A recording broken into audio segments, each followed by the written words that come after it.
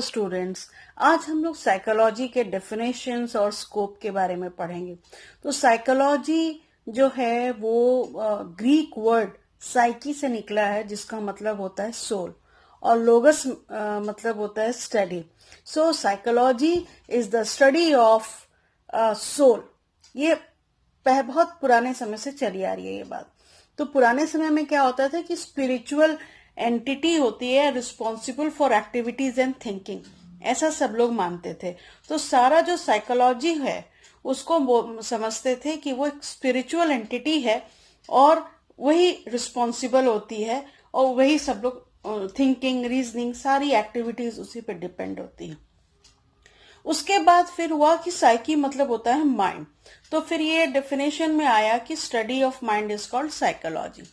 फिर इसको again reject कर दिया गया, क्योंकि how we can measure anything which can not be seen और फेल्ट। हम आत्मा को और सोल को देख नहीं सकते हैं, तो उसको हम कैसे स्टडी कर सकते हैं। अब जो है लेटेस्ट साइकोलॉजी को हम कहते हैं कि it is the scientific study of behaviour and experiences of beings. इसमें बिहेवियर जो है कोवर्ट और ओवर्ट दोनों आते हैं, जो आंतरिक बिहेवियर होता है और जो बाहर का बिहेवियर होता है। सो अकॉर्डिंग टू डेसिडर्टो, यूरोसन एंड जैक्सन, ये सबसे अच्छा डेफिनेशन मुझे लगा, मैं जो डिस्कस कर रही हूँ, जो आप याद कर सकते हैं कि psychology can be broadly defined as the investigation of human and animal behaviour and of the mental and psychological processes associated with the behavior। तो अगर आप एक डेफिनेशन याद रखते हैं तो काफी आपको सहूलियत हो जाएगी।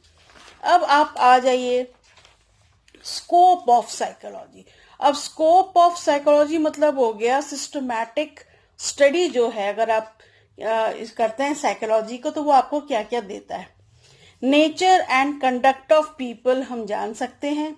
It increases understanding why individuals behave as they do. मतलब कोई इंसान या जानवर एक पर्टिकुलर बिहेवियर क्यों शो कर रहा है, इसको आप अच्छे से समझ सकते हैं, अंडरस्टैंड कर सकते हैं। It improves the ability to predict, control and solve psychological problems also, और आपके बिहेवियर को भी प्रिडिक्ट कर सकता है, कंट्रोल कर सकता है। It improve general welfare by applying psychological factors and theories.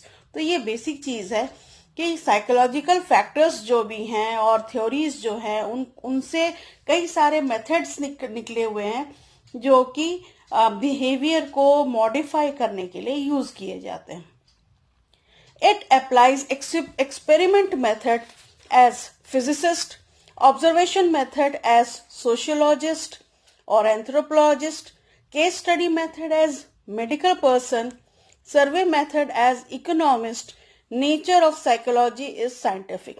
क्योंकि बहुत ही साइंटिफिक तरीके से ये सभी को मिला करके, सारे एरियाज को मिला करके स्टडी करता है। It believes in cause effect relationship and believes in modification of facts through future research and findings. तो इसीलिए जो पहले कहावत थी कि सिर्फ ये आत्मा और सोल और माइंड स्टडी है, नहीं, इसमें स्टडीज होती हैं, जो रिसर्च होती हैं, फाइंडिंग्स होती हैं, उसके आधार पे कई थ्योरीज और रिसर्चेज होती हैं, एप्लीकेशन होता है। So it studies growth and development, heredity and environment, learning, personality, memory, forgetting, sensation and perception, intelligence, motivation, mental health too. इसीलिए स्कोप ऑफ साइकोलॉजी जो है बहुत बृहद है, बहुत वास्ट है और बहुत इंपॉर्टेंट भी है। Thank you.